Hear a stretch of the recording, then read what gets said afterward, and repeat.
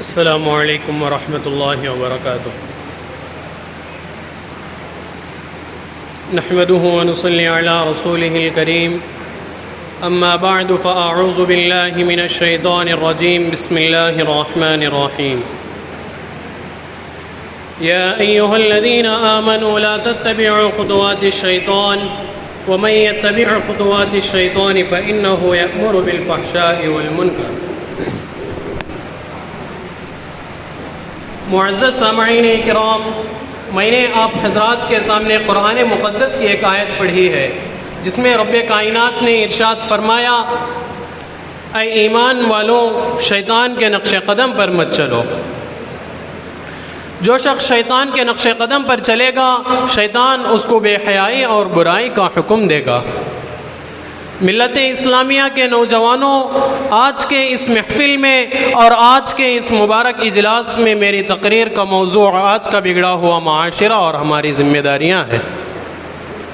بارگاہ عزتی میں دعا کیجئے کہ خالق کائنات مجھے صحیح بات کہنے اور پورے امت مسلمہ کو اس پر عمل کرنے کی توفیق عطا فرمائے۔ نوجوان دوستوں، آج کے اس نازک دور میں ہمارا معاشرہ اور سماج کن کن خرابیوں سے دوچار ہے؟ اس کے اسباب و وجوہات کیا ہیں کہ ان کو اس مختصر سے وقت میں بیان کرنا اور اس پر تفصیلی روشنی ڈالنا دشوار ہی نہیں بلکہ ناممکن سا معلوم ہوتا ہے، لیکن سر دست دور حاضر کے باعث شدید فتنوں کا اجمالاً اور باعث کا تفصیلاً ذکر کر دینا مناسب سمجھتا ہوں۔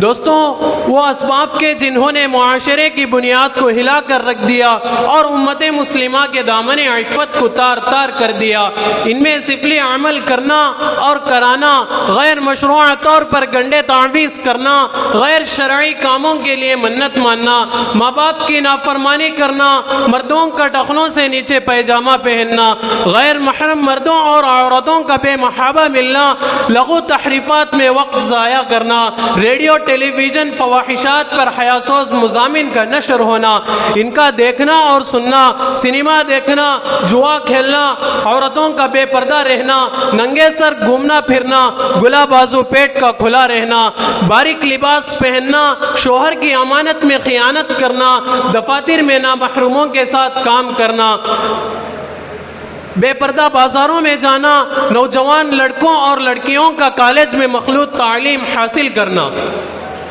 رشوت لینا اور دینا، سود لینا اور دینا، غیبت کرنا یا سننا، تصاویر کا رکھنا یا دیواروں پر لگانا، شوقیہ کتا پالنا، تقاریب شادی میں روپے پیسے نمائش کے لیے خرچ کرنا۔ الغرض بہت سی خرابیاں ہیں جو ہمارے معاشرے اور سماج میں جاری و ساری ہیں۔ محترم حضرات، یہ بھیانک بیماریاں ہیں جن کا تذکرہ اجمالی طور پر میں نے آپ کے سامنے رکھا۔ طول میں نہ جاتے ہوئے باعث شدید فتنوں کی وضاحت کر دینا چاہتا ہوں۔ مناسب معلوم ہوتا ہے کہ اولاً اس فتنے کا تذکرہ کیا جائے جس نے شرم و حیا کا جنازہ نکال کر مکاری و عیاری کو عام کر دیا ہے، جسے لوگ سنیما سے یاد کرتے ہیں۔ حضرات، ایک دور وہ تھا کہ گانا بجانا، ناچنا اور منہ کھول کر غیروں کے سامنے بیٹھنا معیوب شمار ہوتا تھا۔ اونچے اور بڑے درجے کے لوگ تو درکنار، کم درجے کے لوگ بھی اس کو بے حیائی اور برا فعل یقین کرتے تھے۔ کیا کسی کی شرم و غیرت اس بات کی اجازت دے سکتی تھی کہ اس کی بہو بیٹی غیروں کے سامنے ناچے اور گائے؟ کیا یہ ممکن تھا کہ ناچ گانوں کی محفل میں اپنی عورتوں کو غیر مردوں کے سامنے بے پردہ بٹھا دیا جائے؟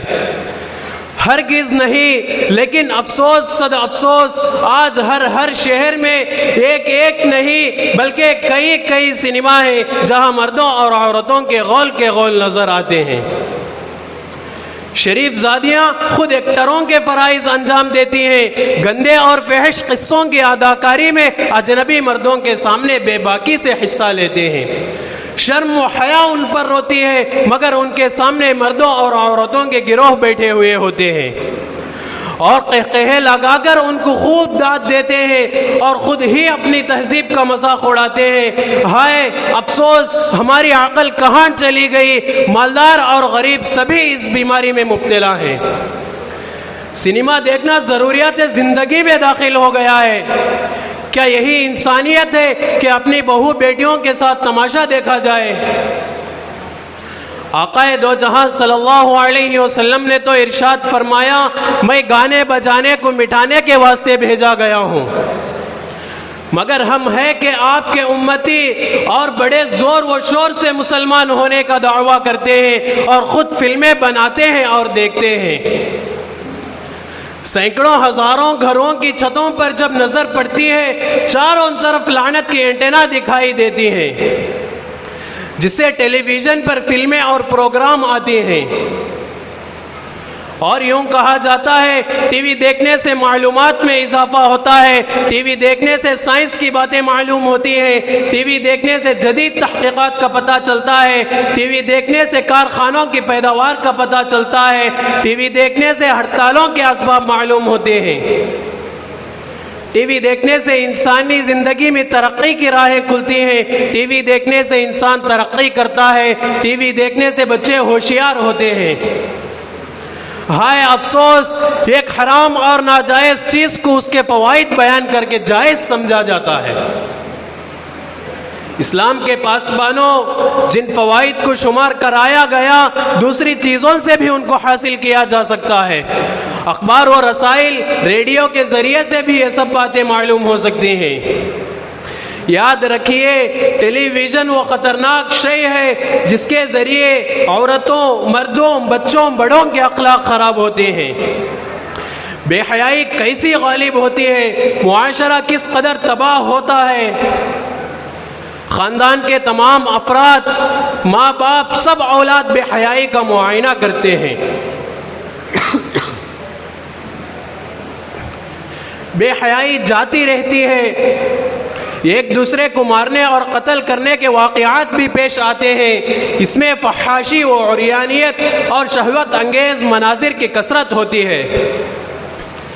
ماں باپ، بہو بہن، بیٹیاں سب ہی ہوتے ہیں اور سب ہی خوب شوق و ذوق سے دیکھتے ہیں۔ کیا آپ کا ضمیر اس بات کو گوارا کر سکتا ہے کہ ماں باپ، بہو بہن، بیٹیاں سب مل کر ایک جگہ بیٹھے ہو اور سامنے بوس و کنار ہو رہی ہو؟